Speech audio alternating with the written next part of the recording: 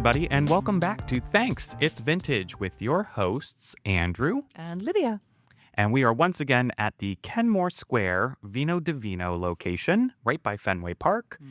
And very excited because it is another episode of Wine Club. Wine Club. Very, very excited to share this month with you. So it is the June Wine Club. This is part one. It will be a two-part podcast episode, just to keep things succinct enough for everyone to listen or watch, whether that be on your commute or just an evening when you are hopefully enjoying these bottles if you are part of the Wine Club. Yeah, absolutely. I'm always excited every month about the selection that we have put together. This month, I'm even more excited, mostly because there's always value in these 4 bottles for $99 a month. You know, you're always getting great value. But some months I really feel like I've not just like nailed it. I feel like I really hit it out of the park here. Yeah. And this is one of those months. There are some bottles in here that I'm like, how did we manage this? I know how. I did a lot of... You did research. Did a lot of research. Did a lot of hunting around. A lot of tasting, right? A lot of tasting to see what can I get? What can I get for what price? How can I get it into and fit into this little neat box? And that's what we're going to do today. We're going to go through the first 2 wines. So it will be our sparkling wine and one of the white wines. And we're going to be going in order. So as we taste, we're going from light to heavy, and the heaviest is a Pinot Noir. So as you can see, one white wine is definitely going to be a little lighter than the other, but this should be a lot of fun. It should be. You ready to dive in? I am excited. All right, here we go. Okay, so our first bottle here is the Anne-Marie Cava. This is from Castell. I've got the sheets in front of us that everyone also gets for the Wine Club. These ones are laminated for our... just so we don't ruin it, you know, if we spill anything on it, you know, while we're filming here. But this is Castell Anne-Marie Brut Nature Cava from 2017. It's almost 10 years of age on this. Almost. Yeah. And it's not as common to find vintage Cava. No. It's relatively difficult in the American market, I would say. It really is. But honestly, like, I am so excited if I can get this foil off here. While I work on that, though, this is a female-led winery, 3rd generation. The winemaker right now is Olivia Juniette. And this Cava is actually, it's a cuvee, and it's named for her mother, who was instrumental as the 2nd generation of getting this winery to where it is today. The other thing to note is this is a biodynamic winery. They are Demeter certified. I saw the... You can see the little Demeter on the back. There's a little Demeter on the back. Demeter certified. But yeah, I'm so excited to like share this with you all. Cava's also like just fun. I mean, it's always entertaining, for want of a better word. It's usually excellent. I know that, you know, Cava has grown and therefore the quality may have waned for a while, but there are always excellent producers doing excellent things there.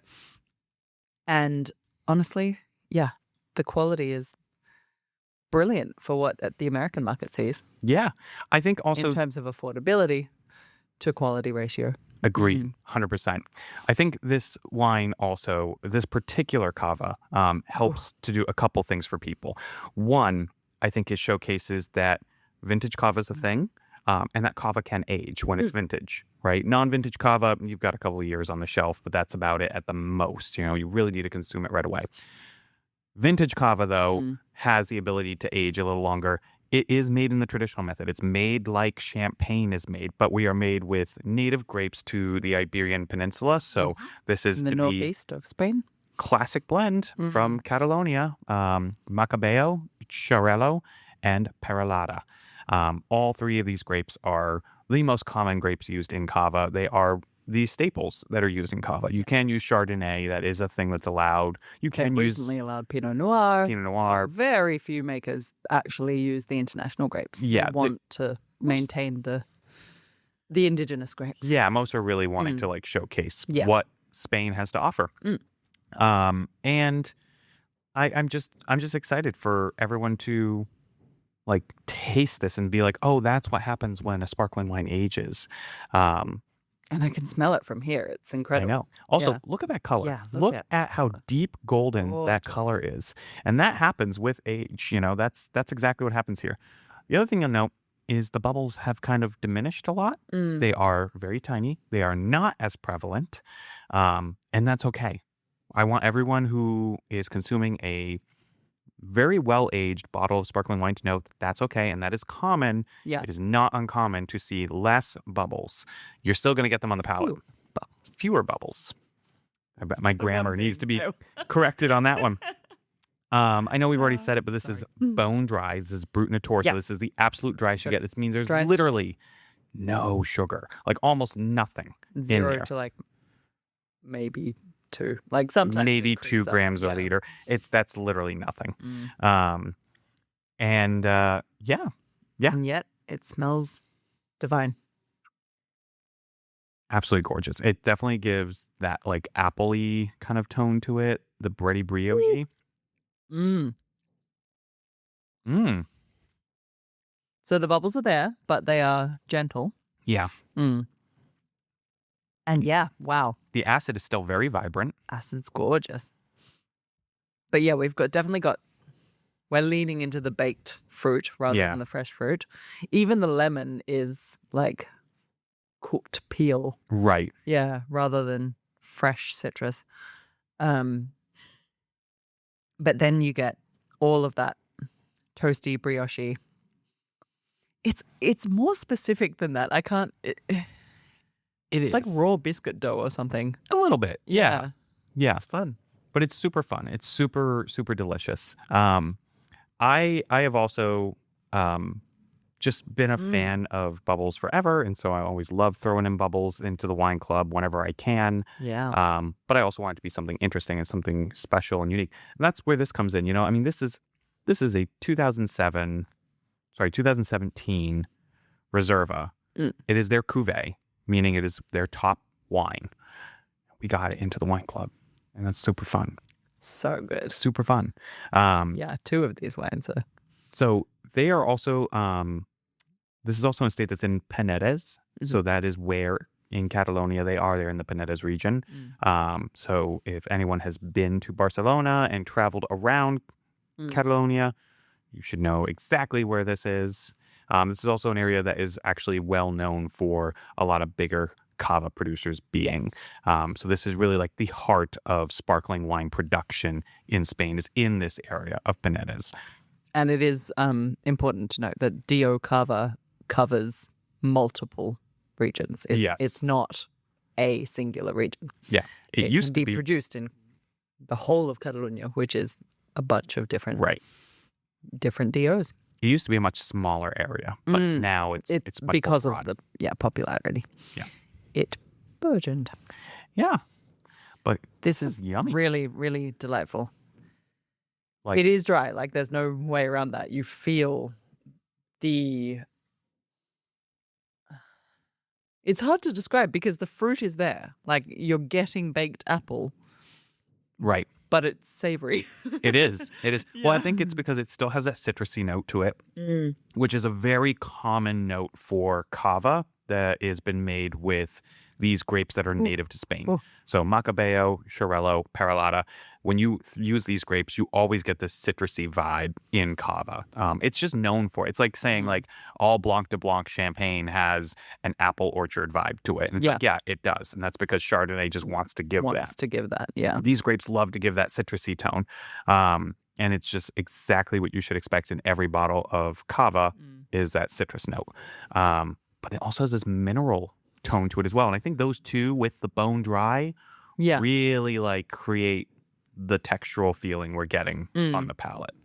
It's also funny how sugar masks minerality sometimes. Yeah. And in this case, there is none to mask it. No. So you're really feeling it in a fun, fresh way. Yeah, it's beautiful. And the finish is pretty decent on this, honestly. Usually when wines have aged for an extended period of time, there's always that question of, is it going to be a long finish? It's going to be a short finish, But it's a decent finish. It goes for a little bit there. Yeah. Definitely not short. Because of the descriptions, obviously this would go with any kind of raw seafood. Yeah. But you could really pair it with so much. Cheeses, I think 100% cheeses. 100%. maybe like soups, some kinds of like cream-based soups. That really yeah, cut that through could it. do well. Yeah, that Yeah. would be really nice. I went a little classic here. So anyone who is in the wine club will know that the sheet you get says 3 things next to all this information. One, it does say the region that the wine comes in, which is, like I said, Catalonia, specifically from the area of Pinedes.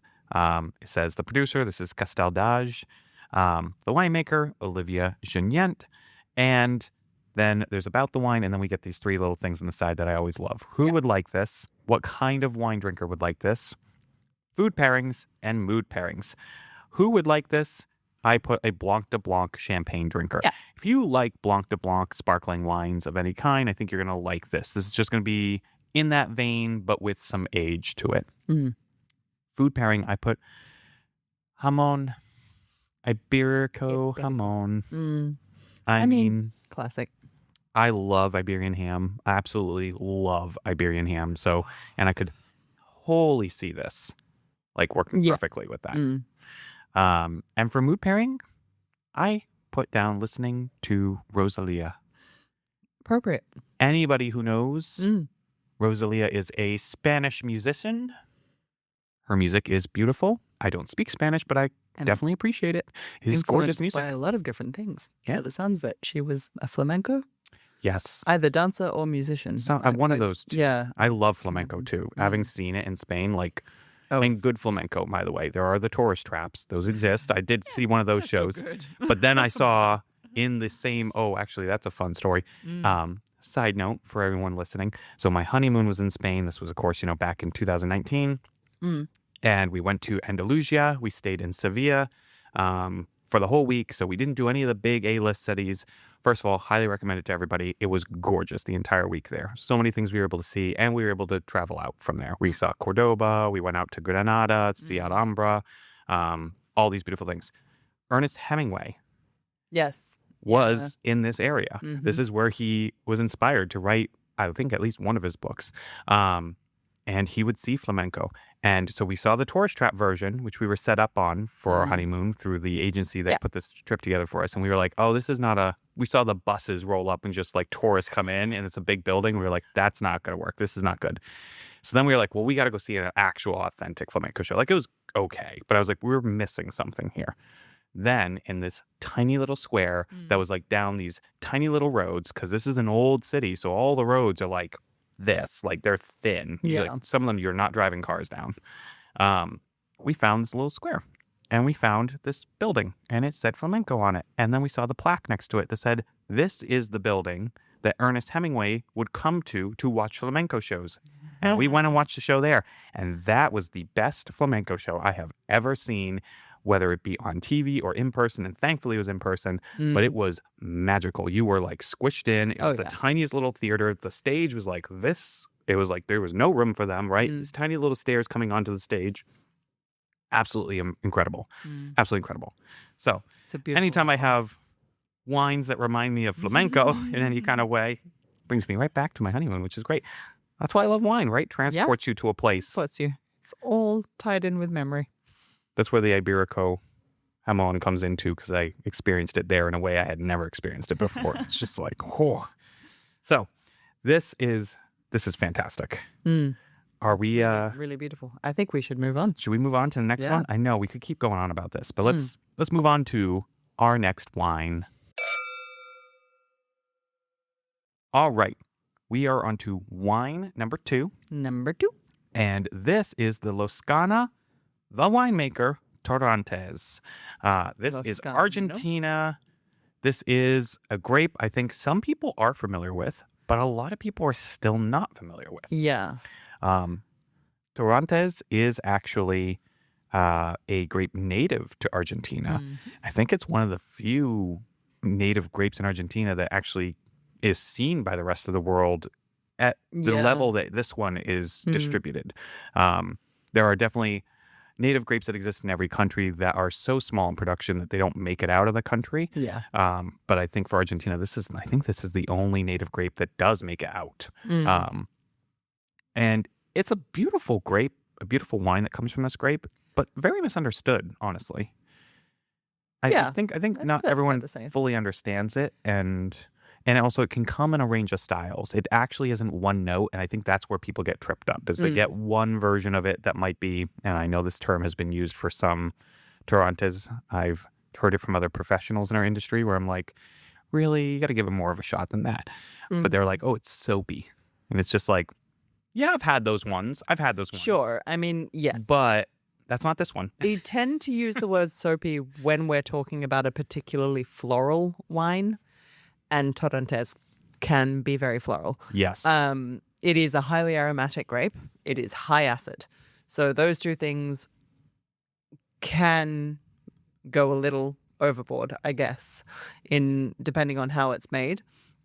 This one we have both had before. Yeah, you tasted this with me, actually. Yes, and I knew about this winery prior to tasting this wine. I had had their reds before, but I was so thrilled with this particular one. It's floral. Yes, it's fruity, but it is quite balanced. Yeah. And the acidity cleans it out on the palate in a way that feels really lovely. Yeah. I tend to not lean towards floral wines generally. That's just not really my palate. Fair. Unless it's a dessert wine maybe. But in this case, I was just so happy with it. I am really excited to share this with everybody and have everyone understand what this wine is all about. So, couple things about this wine, using my notes here. Cafayate Valley.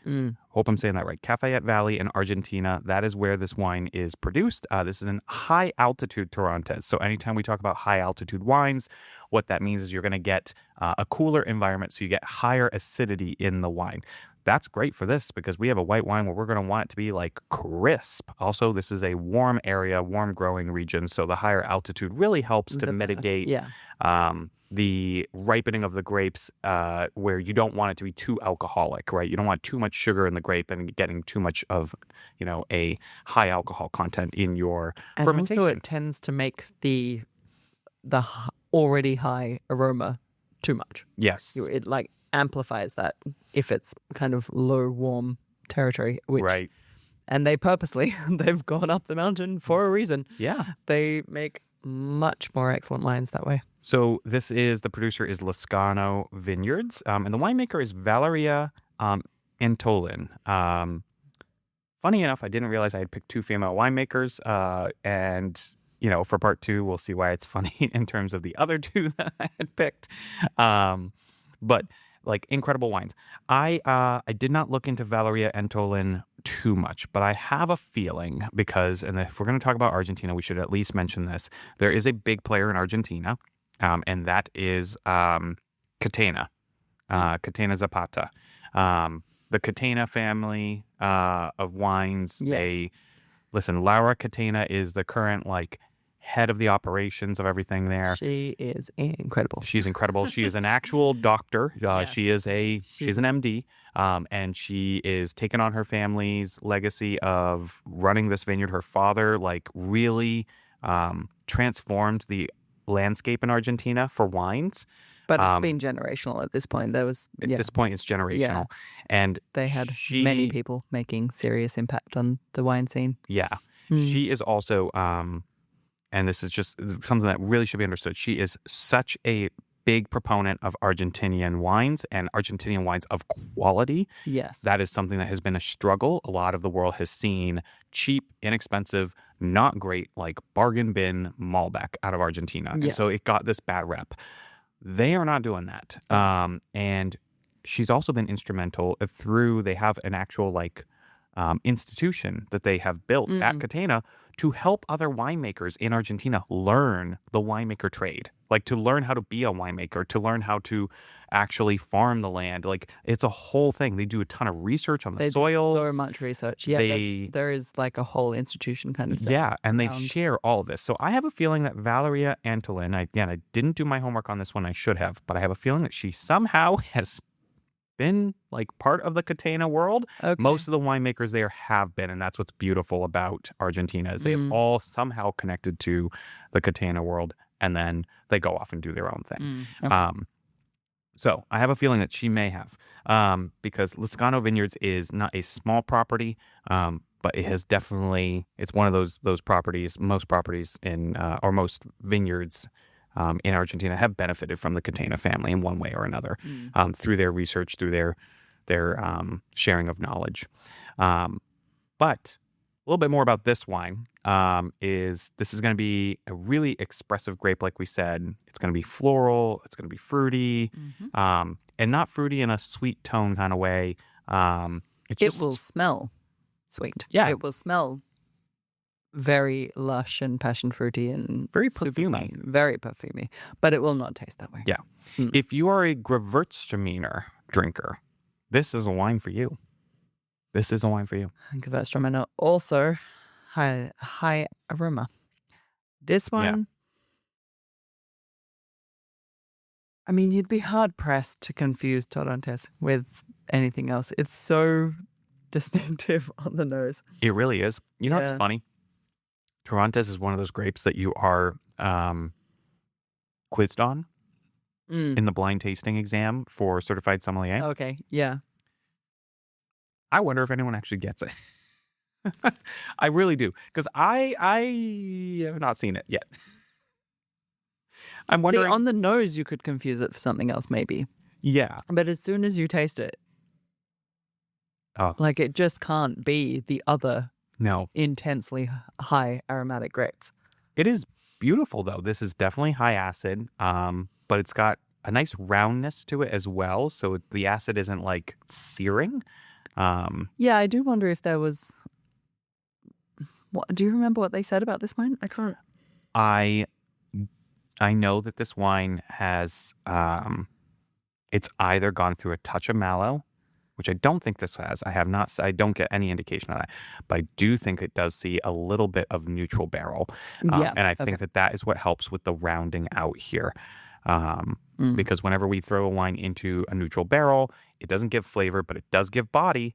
And it does help like round it out a bit. So I think a portion of this sees neutral barrel. I know that most of this sees stainless steel tank, but that probably is helping to round out the acidity. It's hard to say from the palate, honestly. I also wouldn't be surprised if it saw neither.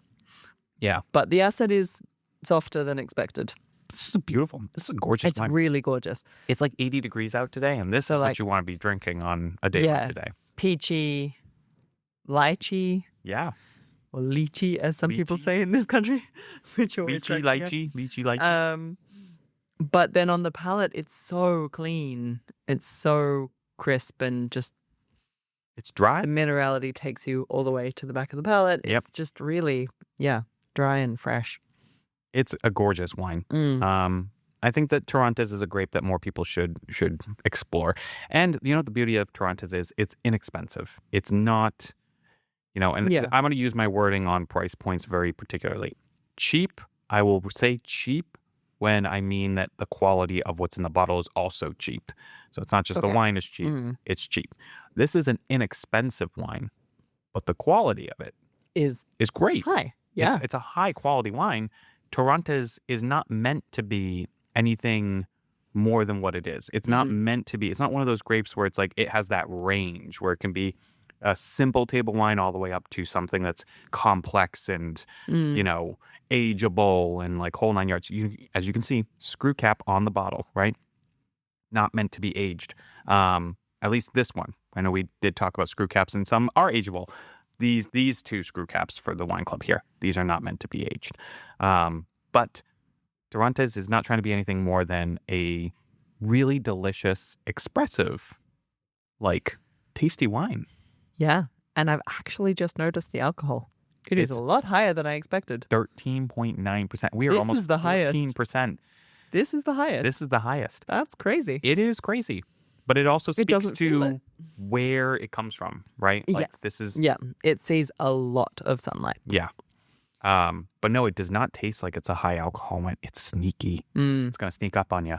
Yeah, it's a good picnic wine for that reason. Yeah. Because you'll just get very happy on one glass. Torrontes out on the grass.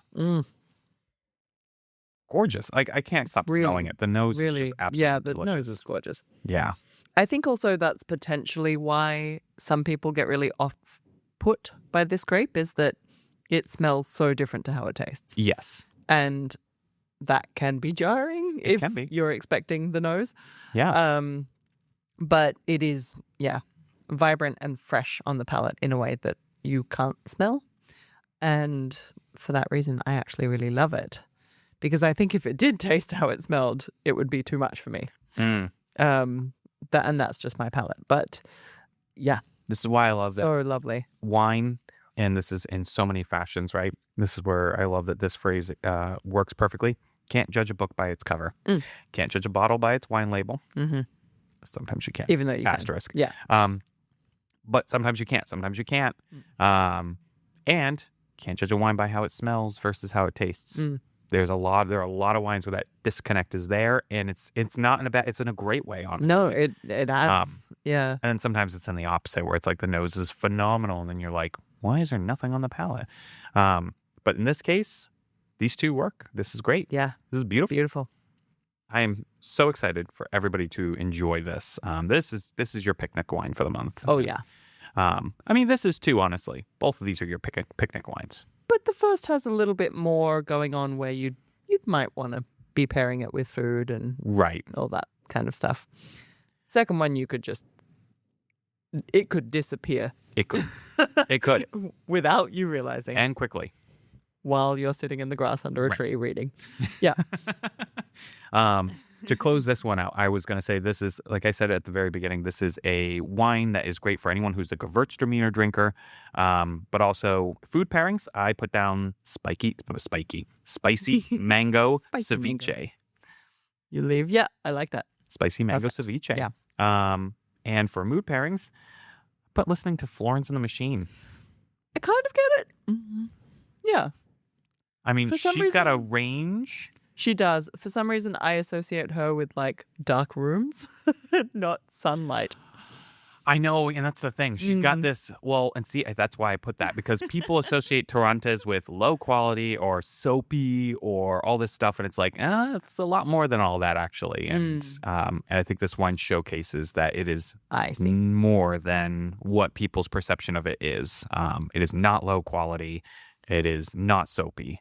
It is Well, the beautiful, quality is always up expressive. to the winemaker, not the grape itself. That's true. That's So, true.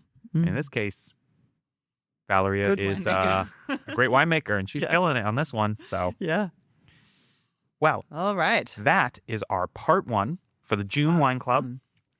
And I hope you've all enjoyed these first two wines, and be sure to tune back in with us for part two Very coming up. excited to bring part 2 to you guys. But until then, cheers.